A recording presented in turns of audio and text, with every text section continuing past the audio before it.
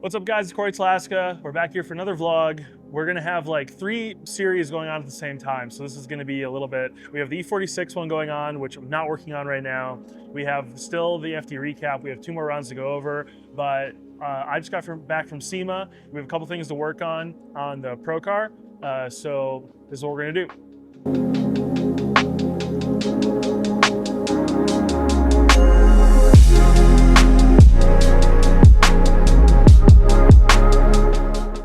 All right, so we'll cover a few things that we already did to the Pro car. That's kind of my Pops has been working around in the background. But also today what we're gonna do is we're gonna take our quick change rear end, we're gonna put into the car without the quick change, just with the subframe. And then we're gonna put some of the trailing arms on and the control arms, and we're gonna check shock travel without a spring. So the rear, we just wanna fully understand, make sure that with how many bank tracks we're gonna be going into the next year, that we're not gonna have a situation where we're fully bottoming out the shock and we don't know about it. So we just wanna make sure exactly how much shock travel we have. So that's gonna be the first thing that we're jumping into. And then when we get to the next thing, I'll cover it, but we're gonna be taking off the bell housing adapter that is currently out bolted our motor, the one that's to work with the Samsonus, and we're going to bolt on the new QuickTime bell housing from Motor State that's going to work with our new GSR, and just take some measurements from clutch depth to bell housing plate and make sure, because we have to find a new clutch release bearing that works with that package. So that's what we're going to do. So let's do it. All right, so this is one of our spare yellow speed rear coils.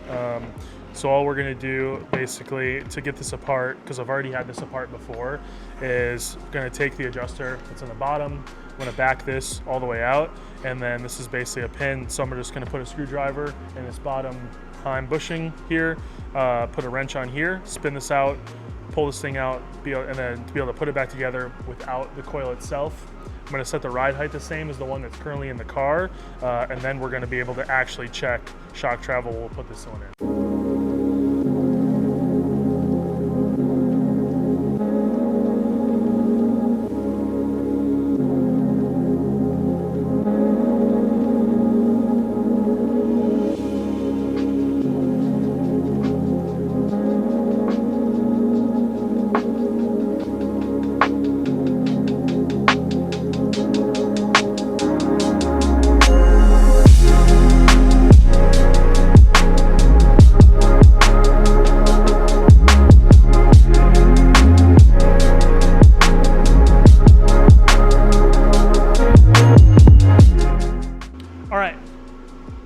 Suspension, kind of more data had. Now obviously, if you're watching this and you're super smart, what we did doesn't tell us everything. There's a lot of information that we don't have.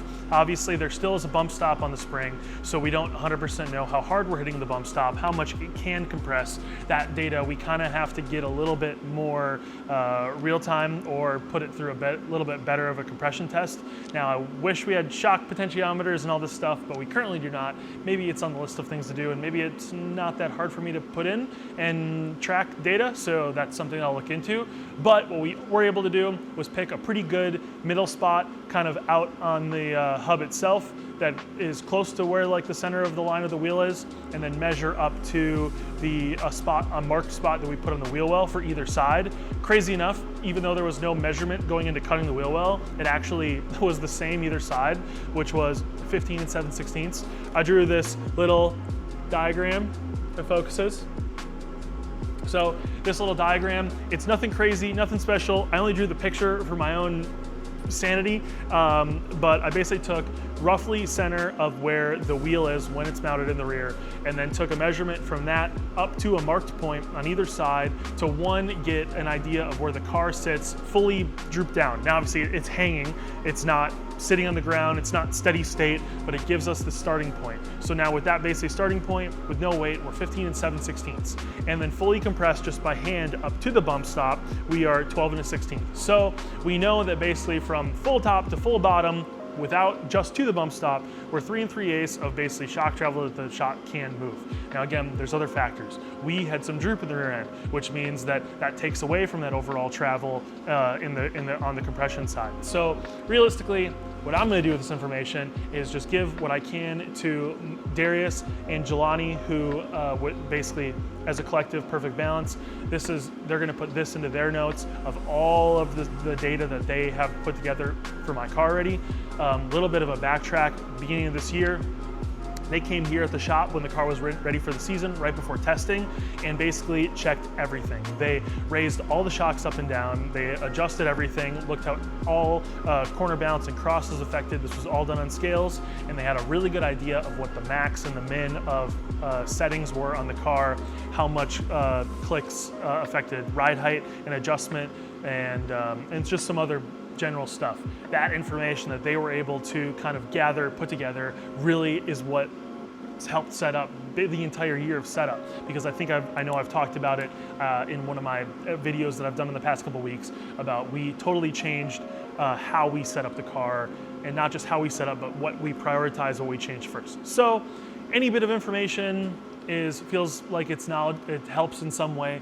We are playing around with different suspension setups. We have multiple sets of yellow speed because they've been wonderful enough to kind of provide us with enough different setups to test things that we spec'd out that we wanted, and we are going to be putting new coils on for this next year, keeping the other ones as spares, but these new ones, there's a slight bit of changes that we're hoping that we can enact into helping us a little bit throughout the season. Now the front, of course, if you've seen pictures of the car, it was pretty low in the front. That actually was as high as we could raise the car. As much as I'd love to take credit for like, hell yeah, that's where we put the car and it's sick, it actually was literally just where it could be. So we're gonna put a little bit longer travel, or a little bit, basically longer shock body in the front, so we can play with some things some more. You know, the front affects the rear, the front affects everything, all in all, so that's the first part of our little adventure.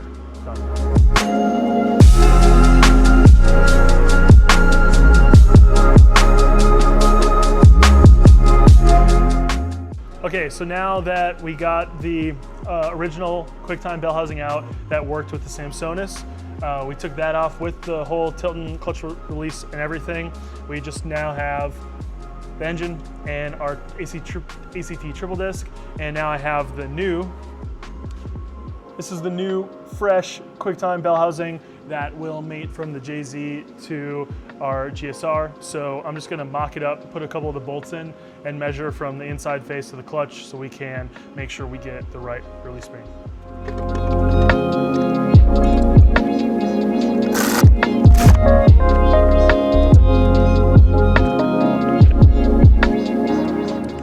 Okay, little rant section, part 2 is you guys just kind of watched the clips of me pulling the original bell housing and adapter off. The adapter was made by Rad Industries. That kind of all worked with the Samsonus. That was his setup, basically.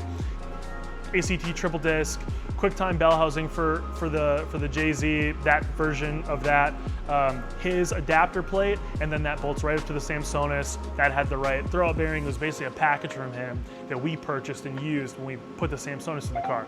Now that we're putting the GSR in, everything just changes a little bit. So the mounting's a little bit different. So we got a different bell housing, and there's a different distance and all this fun stuff. My dad is taking care of all that because he's definitely the brains behind making sure all of that mechanical stuff works. But measurement that we needed was putting the new bell housing in, mocking it up, and measuring from the inside face to the clutch plate, like I talked about already. And we got a measurement from that. So it was actually a little bit different than what he thought it was going to be.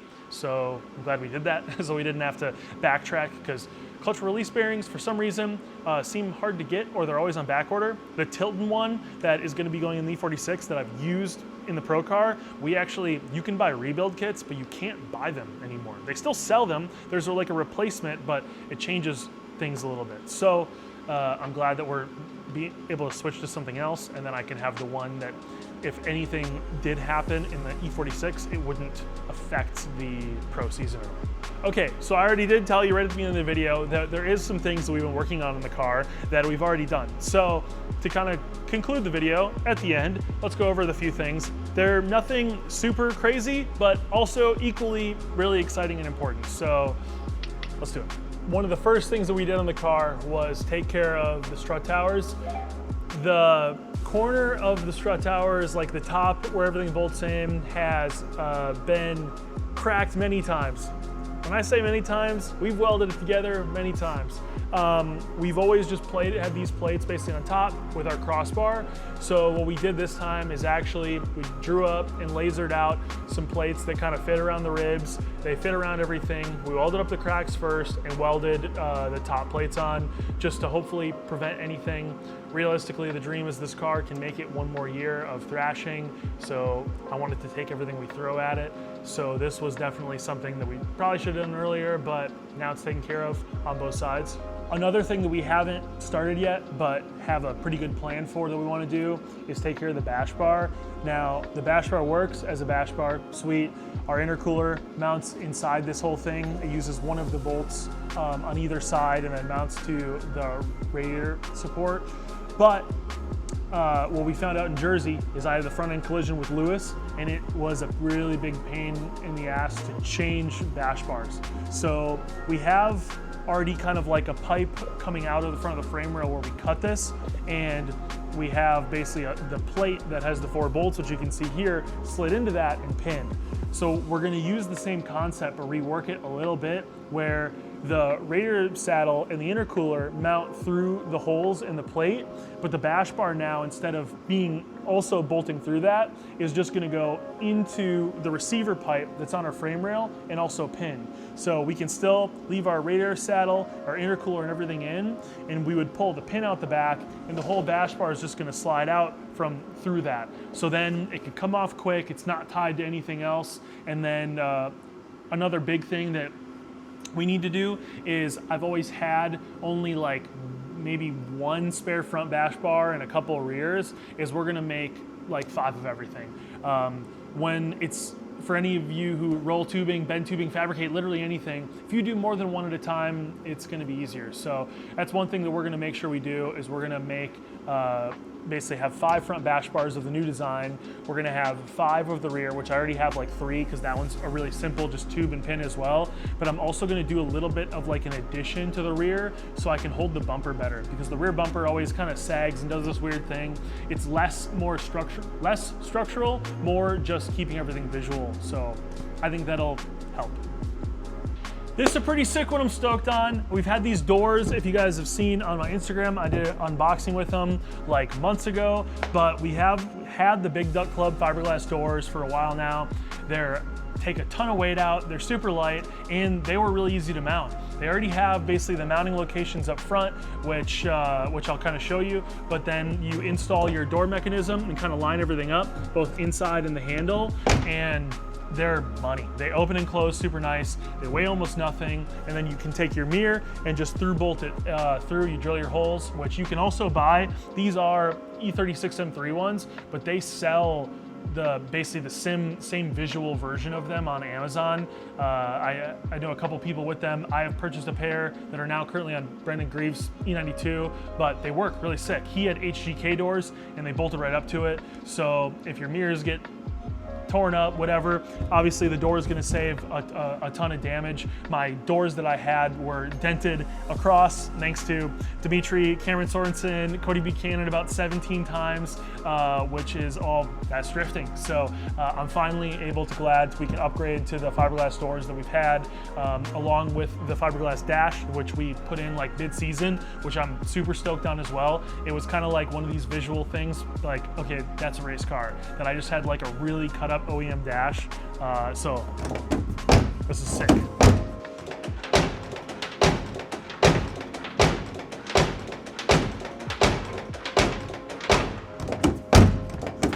Yep. All right, so that's the day. That we did some stuff. Let me know how you kind of like the format. Obviously, this is the first time in a while that I'm filming and not just talking. We're working on some stuff. My dad and I are in here working on, hopefully you guys like the flow, and hopefully I'm explaining everything enough, or maybe too much. Let me know, seriously. This whole thing is going to be stages. Obviously, the car is built already. This is us kind of like doing maintenance things, making sure everything's going to work for next year, and kind of the thought process that we go through of preparation of kind of how we approach everything. Now, the E46 is going to be a little bit more in depth than that, especially since there's a bit of stuff to figure out. But the Pro car is, for the most part, pretty settled. Everything we try to do is a little bit more thought out, organized. And then also, one thing I forgot we have to do is this fun thing happened in Jersey in that accident. So we're able to fix it. Jelani was able to weld it up in Nap shop, and we were able to get an operational part. But we want to replace charge piping, and potentially, same thing that I talked about with the bash bars, want to make spares of this stuff.